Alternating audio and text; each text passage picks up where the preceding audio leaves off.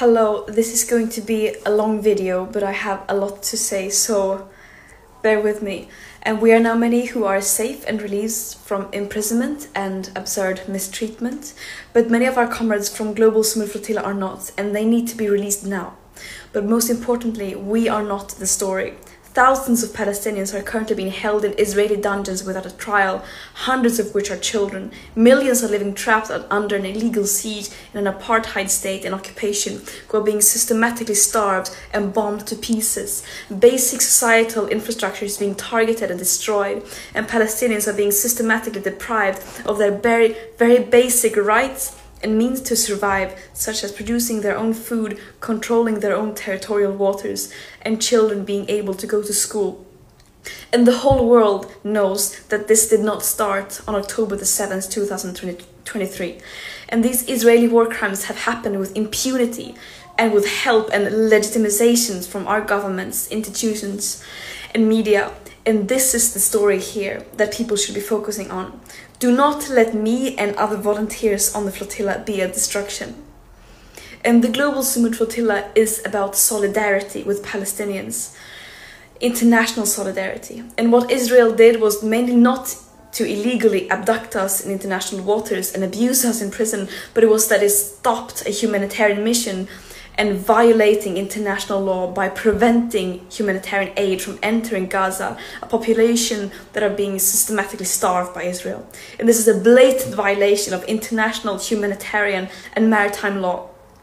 And I also want to make it very clear that our imprisonment by Israel is a direct result of our governments.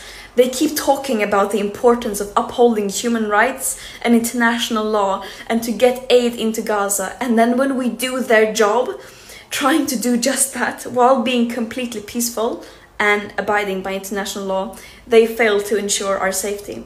And this mission should not have to exist. It is a last resort when all means fall short and when those in power fail to step up and do the bare minimum. States have a legal obligation to end their complicity in genocide, which the UN Commission now also has confirmed that it is.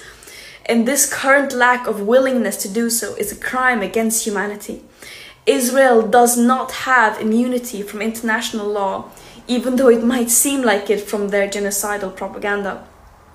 No human being is worth more than any other, and that also applies to Israelis. It's absurd that this even has to be said. And just to have it said once again, of course we are not running errands for Hamas, nor are we terrorists.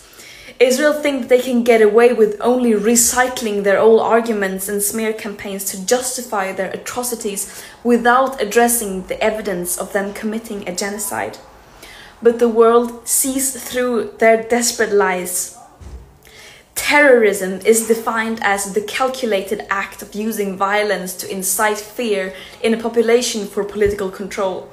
Is that really what this peaceful humanitarian mission carrying food, medicine, baby formula in line with international law was doing?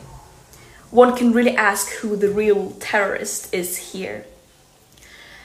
And I stand by what I have said and stood for since I became an activist at the age of 13.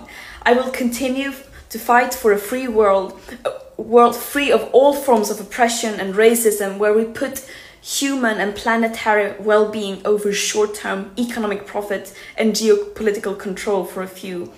And that might sound naive, but I would any day choose being seen as naive over having double standards and not doing anything in the face of injustice. And I urge everyone to join the global uprising for justice, freedom and equality, and to apply real pressure on our governments and institutions to fulfill their legal obligations to ensure human rights for everyone. We have truth, morale, international law, justice, love, history, and solidarity of the world, as well as basic fucking common sense on our side. The war criminals have hate, lies, and weapons. Justice will prevail. Free Palestine.